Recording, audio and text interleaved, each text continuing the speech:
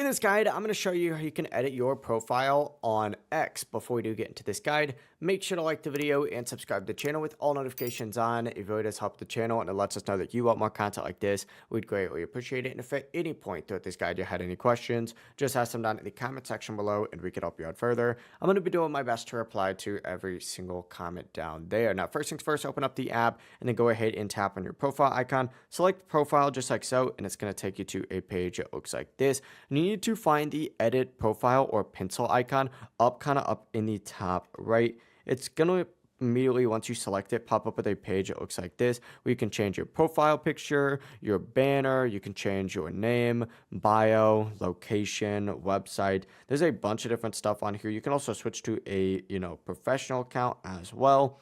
It's completely up to you. Just make your changes and then make sure once you do any change, like for example, I'll update my age real quick.